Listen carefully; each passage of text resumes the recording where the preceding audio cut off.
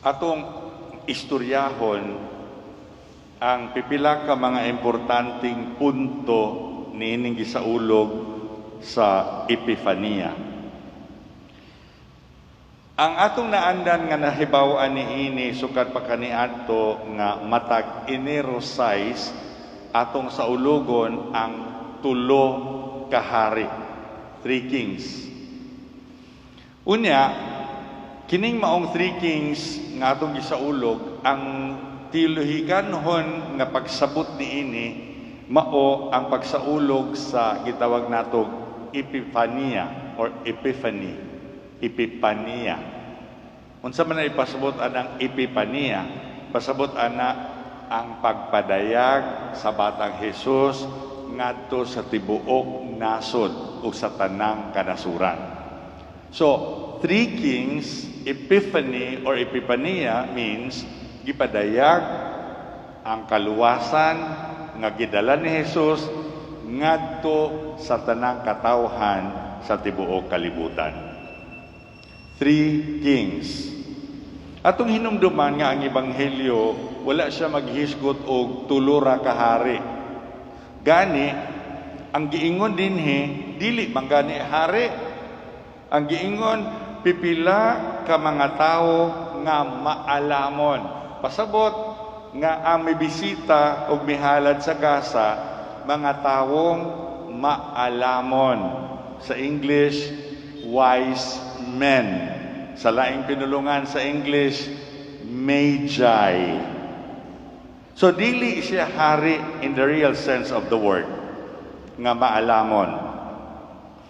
Kini mga maalamon, kini sila ang maalamon nga nagtuon mahitungod sa mga bituon, astrologers. Sa unang panahon manggod, ang astrology and divination usa ni ka in thing kanabang viral ug atong gamiton ang pulong karon mao ni ang sikat sa unang panahon, astrology, ang pagtan-aw sa mga movements sa mga bituon ug ang pag-ila kun unsa ang kahulugan niini kay dunay panghuna-huna nga ang atong destiny, ang atong kaugmaon nag-agad og nahisulat sa mga bituon. Kuyawa man. Muna bitaw na atay gitawag anang horoscope, kapalaran sa Binisaya, na atay gitawag og zodiac signs, kay lagi dunay pagtuo nga ang usa ka tawo matawo inubanan siya og bituon. Mabitaw na ay mo ingon a star is born. Na? Now karon, kini sila nakakita niining usa ka talagsaong bituon ug dinhi namugna sa ilang huna-huna kay mga maalamon man sila nga kining bituon naggiya kanila sa usa ka hitabo sa kasaysayan nga adunay na tawo nga mas importante pa kay kanila. Importanteng tao nga atong sundon ang iyang kinabuhi kay dako siya papel sa atong kaluwasan. Mao na nga gikan sa ilang mga lugar giingon diri pipila ka mga tawo, pipila ka mga maalamon. So dili lang gani sila tulo, pwede siya duha, pwede sila tulo, upat, walo, depende. Pero nganong tuluman ang gigamit? Kini tungod kay ang ebanghelyo naghisgot nga nangluhod ang kining maong mga dumuduong mga maalamon og misimba kaniya unya giablihan nila ang gisudlan sa ilang mga gasa ug mihalad sila kanila og bulawan, insenso ug mira. Tulo ka mga gasa. Sa tradisyon sa atong simbahan, gihimo nga ang tulo ka hari tulo tungod sa tulo ka gasa nga gimension sa ebanghelyo. Gawas ni ana atong mahibaw-an dinhi kung naminaw mo sa ato ang unang pagbasa. Nganong hari ang tawag ani nila nga mga maalamon man ang gisulti tungod ining gitawag og corrupt interpretation of the Old Testament scriptures. Nga ginaingon dinhi no sa gitawag og Salmo 72 nag-ingon, ang mga hari sa Tarsis ug mga pulo magdala og mga gasa. Sa Salmo niya, ang mga hari sa Arabia ug Seba magdala og mga halad. Tarsis, Arabia ug Seba, tutulo ka mga lugar. Hari, tutulo ka mga gasa. Therefore, sa tradisyon sa atong simbahan, giingon nga tutulo ka mga hari. Pero dili ta mag-uol og tulo ba og lima o pulo ka buok.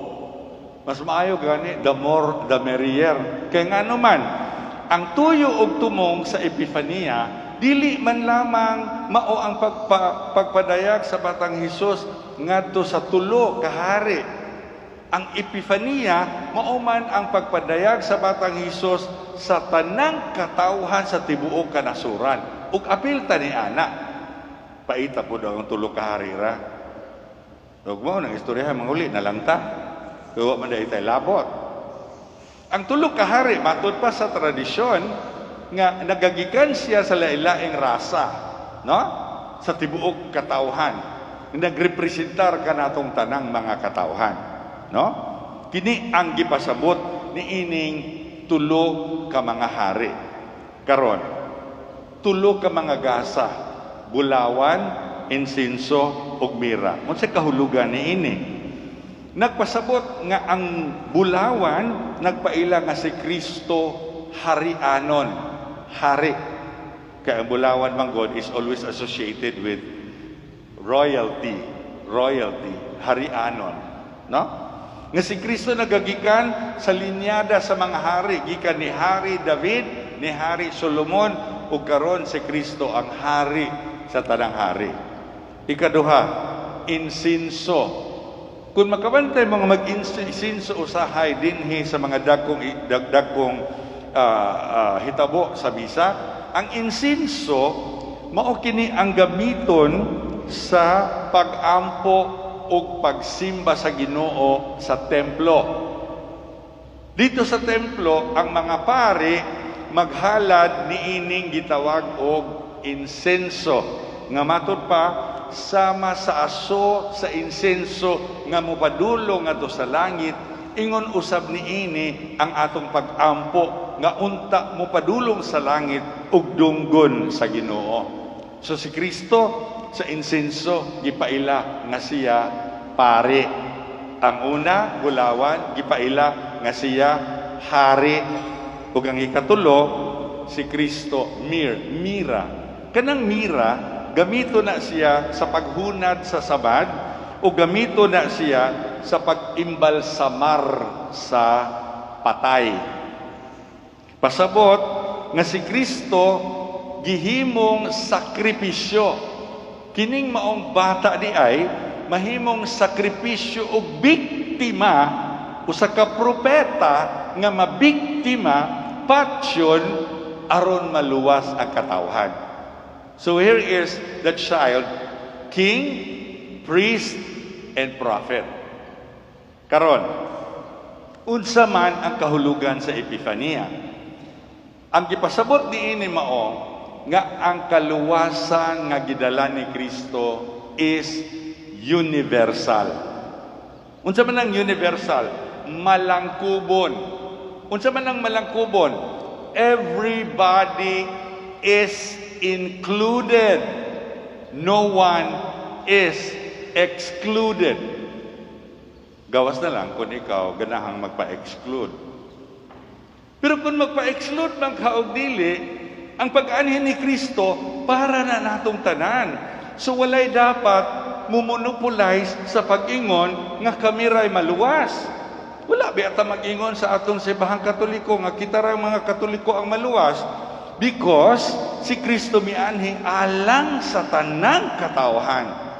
Ug ang tulo ka hari nagrepresentar ni ini nganhi kanato. Siya gipadayag nganhi kanato. Kay matud pa sa ikaduhang pagbasa ni San Pablo ngadto sa taga-Efeso niingon, ang tinago mao nga pinaagi sa ebanghelyo, mayong balita, ang mga dili Hudiyo, meaning ang mga pagano, meaning ang tulo ka hari, mga pagano, dili sila Hudiyo, meaning kita nga dili mga Hudiyo, mga pagano ta kaniadtong panahon, karon Kristiyano ta, makadawat usab sa panalangin sa Dios. Ang Epifania di ay nagpaila nga ang tanang tao makadawat sa panalangin sa Dios. Bisag kinsa ka pa, makasasala ka o maayo ka, bisag kinsa ka pa, unsay klaseng kulor ang imuhang panit, wala kanay ihap tungod kay ang tanan matud pa mga bahin sa usa lamang kalawas ug makaambit sa saad sa Dios pinaagi ni Kristo. So we belong to one body of Christ. And this body of Christ is universal. Well, another term for universal, another word for universal is Catholic, which means nga ang gipasabot nga kitang tanan maluwas diha ni Kristo. Kay kita mga bahin sa usa lamang kalawas ni Kristo. Karon, ang Epifania nahitabo karon niining tungura. Wala ra ni mahitabo sa pagbisita sa tulo ka hari, kundi nahitabo kini niining mga tagnaa. Kay si Kristo mupadayag sa iyang kaugalingon sa inadlaw-adlaw nato nga pagkinabuhi. Sama pananglit siya mupadayag sa atong kalipay. Siya mipadayag sa atong kasakit. Siya mipadayag sa atong kalampusan, mipadayag sa atong kapildihan, mipadayag sa atong mga problema. Gani, sulod sa usa ka tuig nga dunay coronavirus pandemic, nagpadayag si Kristo sa atong kinabuhi, niining sulod sa krisis sa atong kinabuhi. Pero ang tanong, ato ba siyang girecognize? Ato ba siyang gisimba? O makabantay mo, there is a growing awareness among people, among ourselves, nga panahon sa krisis nga susama niini si Kristo ra gyud. Ginoo ra gyud atong kasandigan. Kabantay mo nga mas napukaw ug maayo ang atong pagtuo sa Ginoo tungod kay niabot ta sa punto sa kahigayunan nga dili na nato kaya. Niabot ang punto sa atong kinabuhi nga, Lord, hindi ko na kaya, ikaw na. Kailan ba ito matatapos? Kanus-a man ni mahuman ang COVID. We don't even know. Nagsugod na ang 2021, but COVID is still around. And don't you know that even in this time, God reveals Himself to us. Nagpadayag, nagpakita. Mabitaw ang ani ataron din hino. Mabitaw na nga ubay-ubay ang mga tao nga karon pagbalik sulod sa simbahan. I was amazed sa gidaghanon sa mga tao ni atong siyam ka adlaw nato nga nobinaryo, no? Kini nagpasabot nga there is now ang pagsimba sa Ginoo sa atong kinabuhi. Kaduha, si Kristo mo padayag kanato pinaagi sa atong isig kaingon. Ang pangutana, makakita ba sila ni Kristo nato? Ato bang gipadayag si Kristo ngadto kanila? Sa pamilya, for example. Kita ba sila? Naka-feel ba sila nga si Kristo na anato? O na-feel ba nato nga si Kristo na anila nga atong gikauban? Ikatulo, dinhi ay kanang lingin nga puti nga nipis nga atong kanon tasteless. Epiphany, pagpadayag sa Kristong natawo diha sa bayon sa pan o sa bino. Therefore, ni anhi kita dinhi aron ato siyang simbahon sama sa mga maalamon, sama sa mga dumuduong mianhi ta aron sa pagsimba kaniya. ang pangutana, nagdala ba tagasa? So far, unsa man ang gift nga atong nahatag sa Batang Hesus. Sama sa tulo ka hari nga nagdala gasa, unsa man ang atong nahatag so far.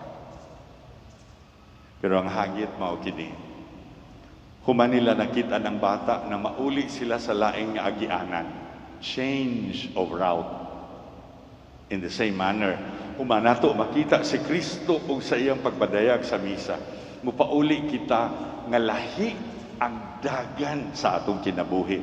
Tungod kay si Kristo nga ang kahayag, ang bituon sa langit nga nag-iwag sa mangit-gitang dalan, mao ang mag-usab sa atong kinabuhi.